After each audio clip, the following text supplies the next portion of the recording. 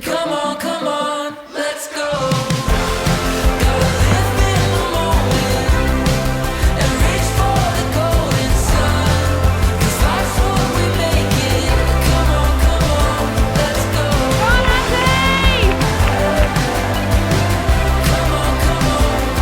go.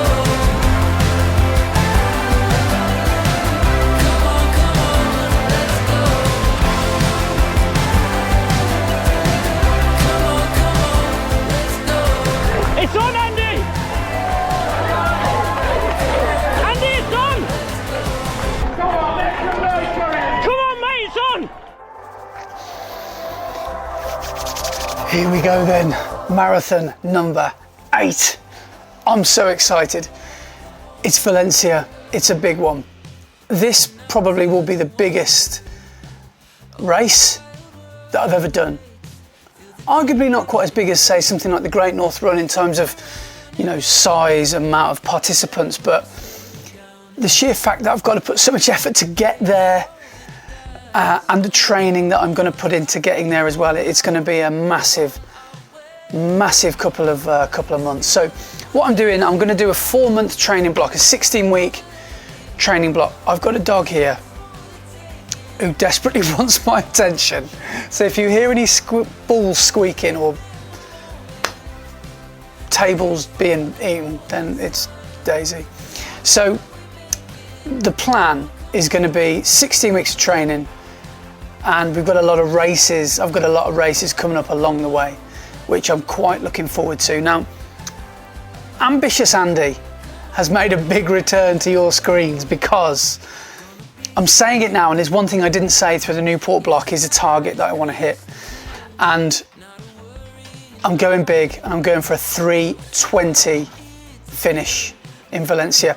Now, that is massive. That is a lot faster than I've ever run a marathon before. My previous marathon PB is 3:36, which I ran in Newport in the spring.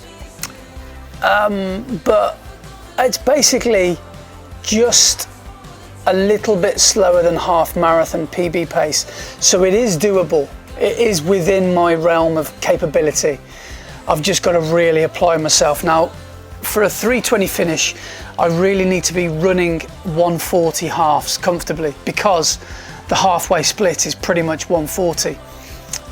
So the half marathons that I'll be doing this year on the road to Valencia will be really good training for me, because I'm going to really try and hit the target of 1:40s and maybe even go beyond that for a PB at one or two of the races, like Worcester City Runs, Great North Run, Cardiff Half, all big, massive red letter day races that I could potentially do well in. So looking forward to having a blast at those. And it's also worth me mentioning as well, alongside this 16-week training series that I'll be uploading, there's like Valencia video diaries, I'm also going to be doing a Chasing 20 series as well. So for those of you that don't know what that is, I'm desperately trying to dip below 20 minutes for the 5K, something I've never managed to do. I'm getting closer.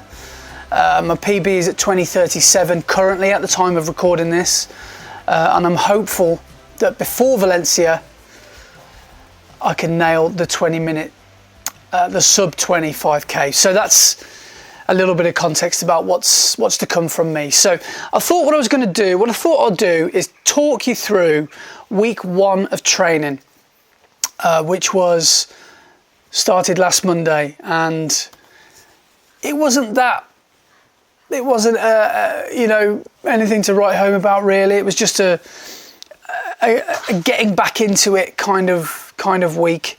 A lot of easy miles, a lot of easy Ks, and I'm at the moment as well, because of the sub 20 thing that I'm chasing, I'm doing a lot of training underneath race pace. Well, race pace, I mean Valencia pace, and a lot of training over race pace. So I'm desperately trying to avoid running marathon pace too early, if you know what I mean. So I'm probably going to put marathon pace blocks into my long runs a bit later on, as the long runs start to come thick and fast. as the 16 weeks progresses. So let's start with Monday then. So I started with a nice and easy 8.4k. It's also worth mentioning as well, I've just moved house and I'm not far away from where I used to live over in Worcester by the river, but I've only moved 4 or 5 miles away. But where I am now, you all right, Days?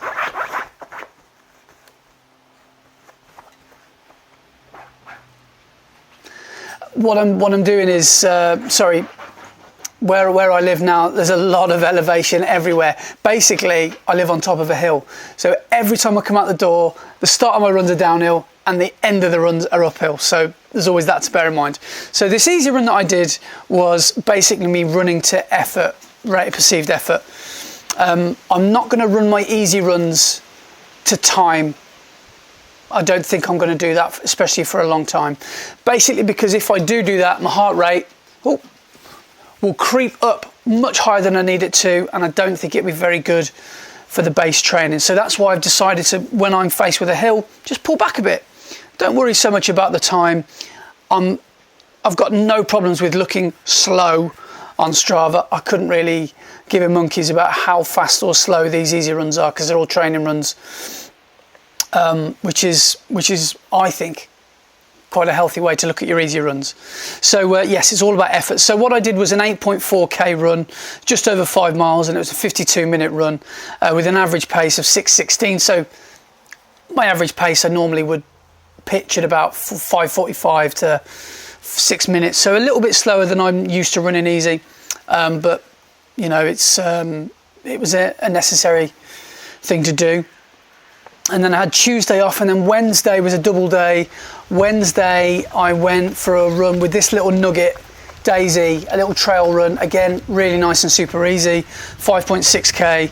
And then at night I had a track, because that's one thing I don't think I've told you guys, that since I've done all the ultras and had COVID and all this sort of stuff's happened over summer, I've started doing track, and I'm feeling a little bit more nimble at the top end. So that was exactly the reason I wanted to start doing the track stuff. So went down to track, met a couple of the lads, Ben and Mac, and the session was quite a spicy one.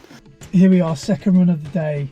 And Wednesday night didn't really used to mean a hell of a lot to me, but now it means track, which is exactly what we're doing tonight. So I know the set, I know the session already, because they already put it on online, and it's 5 400s with 60 seconds recovery, but the 5th 400 is a recovery 400, but the first 4 are zone 5, so it's like 5k and quicker pace.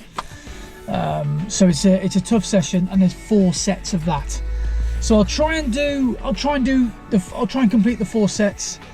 Yeah, I'm expecting to work hard tonight, but that's why we come down to track, isn't it? That's why I've started coming down, because I want to try and improve that top end speed, and I quite like being around other runners who are also busting a gut. So let's go on the track, see how we get on, and I'll give you a debrief at the end.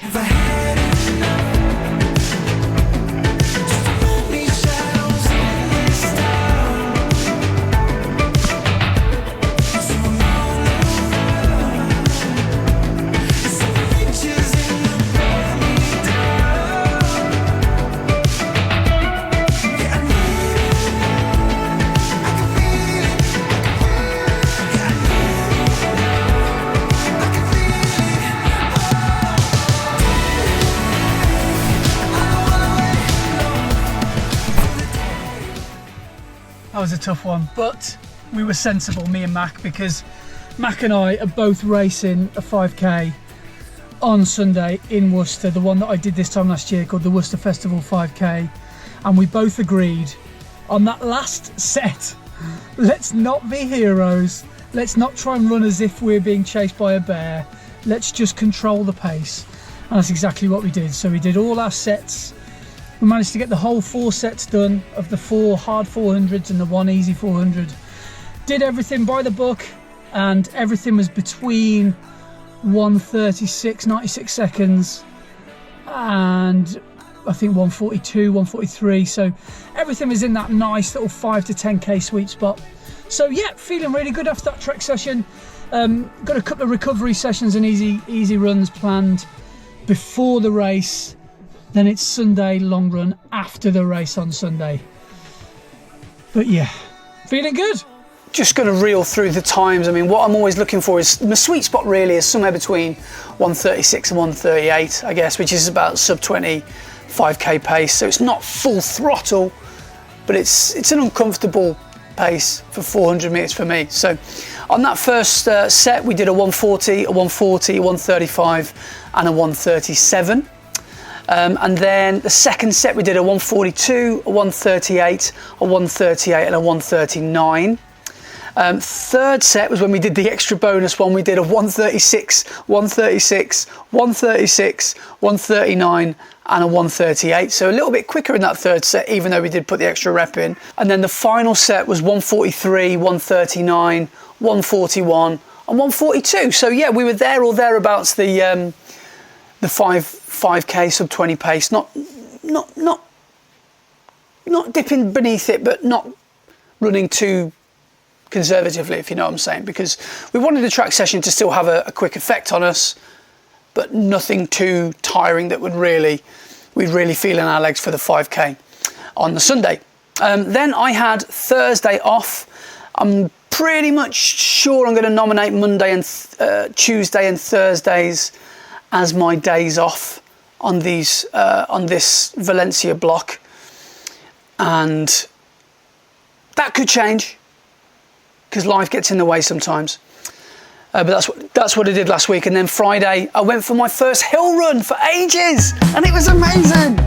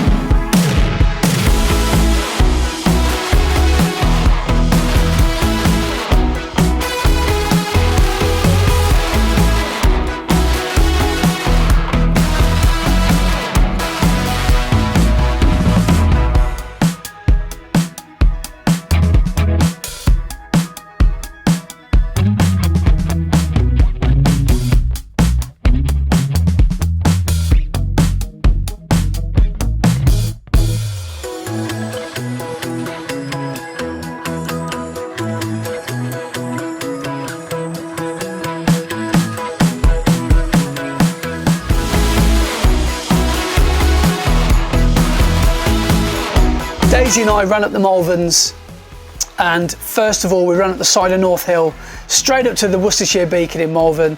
Daisy was the highest being in Worcestershire for a few seconds, and then we ran down the hill and then it was all flat back to the car. So that was really good. We got 215 meters of elevation in our legs, mine and Daisy's legs, on that particular run, with 215 meters of elevation, and it was a 57-minute run with a 6:44 average pace. So really quite nice and gentle, well, as gentle as the Malvern Hills will allow you to feel. Then Saturday came, and another fun morning, because we headed over again. Me and Daisy headed over to Worcester Park Run. Now it's back. Met some of the boys down there. We met Sam, Mac, Ben, Chris down there, and it was good fun. Really, really nice to just have a nice social run.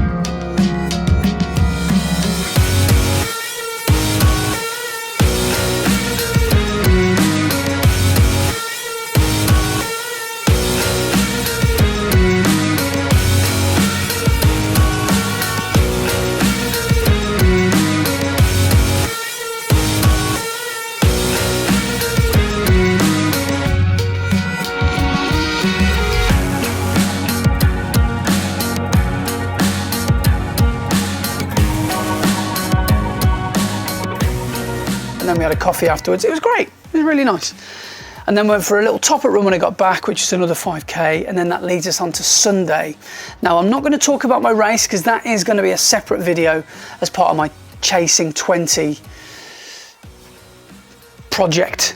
After the race, I ran home because I knew I needed to get the volume in, and this week I really wanted to get 65 kilometers of volume in, and realised it was only at 50k, so I thought, right, well, I knew this the day before. I knew I did a bit of training block maths, and I knew I had to put my long run in after the race. So I did a 15k to get home, 14.6 to be precise, and that was super easy as well. That was nice and chilled.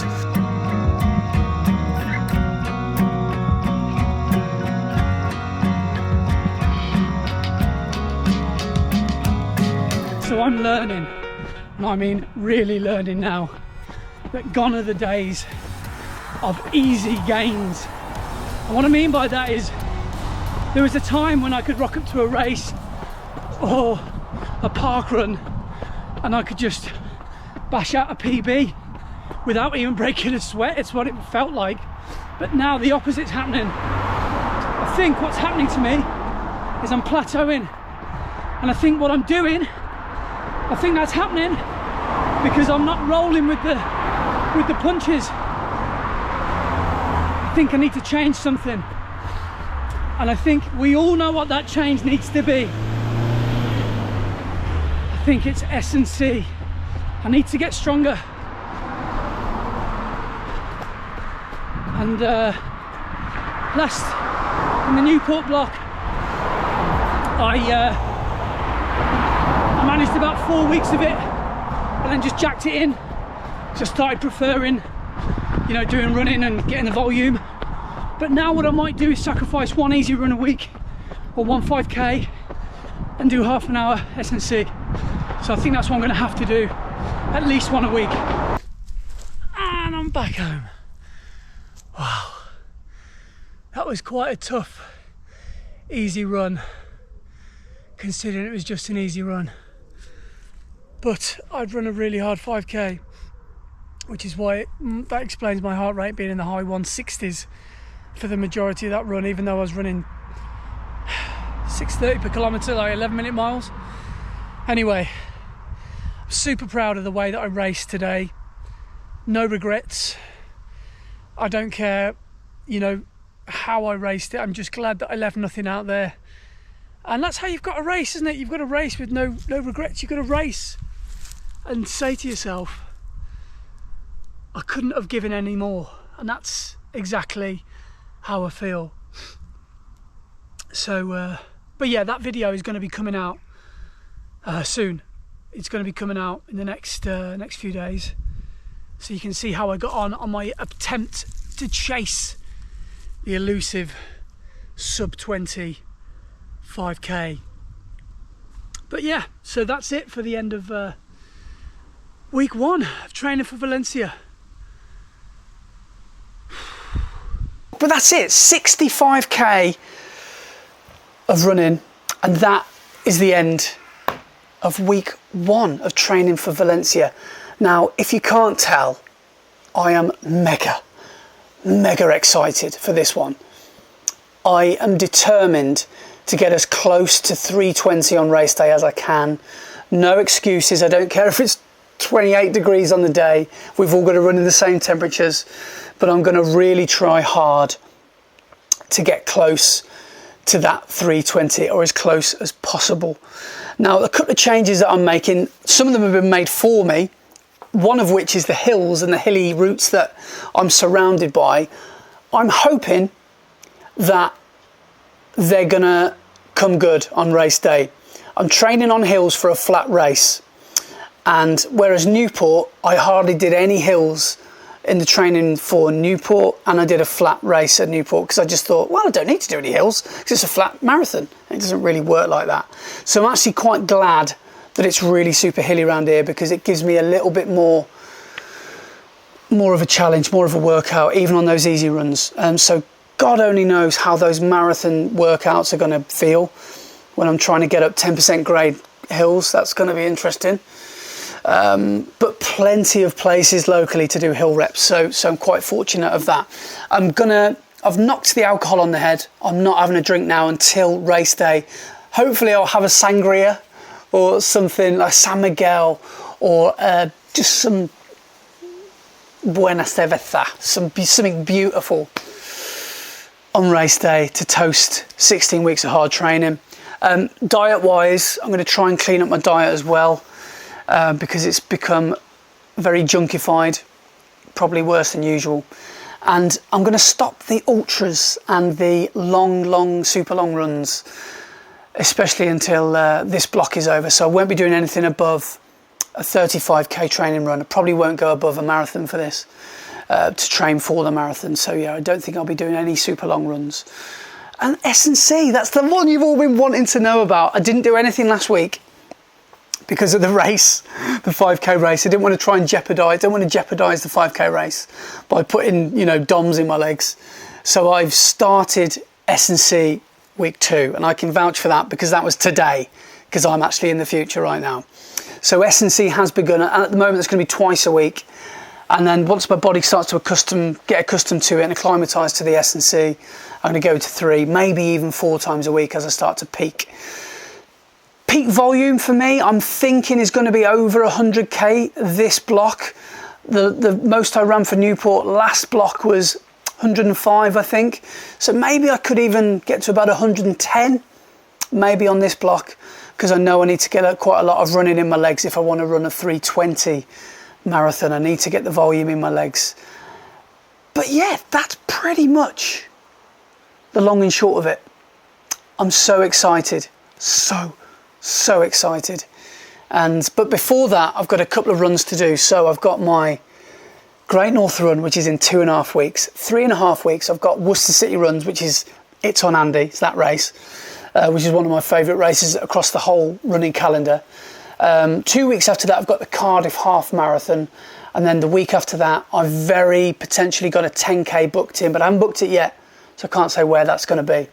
Then I've got Alton Towers coming up in November, which is a run that I do every year. But apart from that, I haven't got anything else in the diary.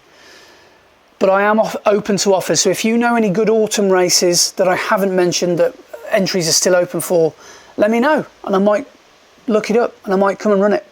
But that's it for week 1.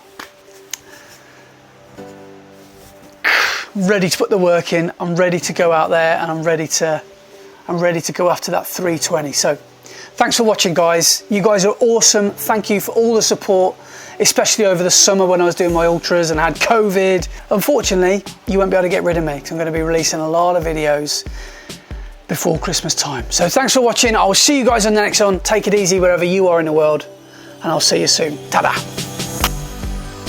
It's on, Andy!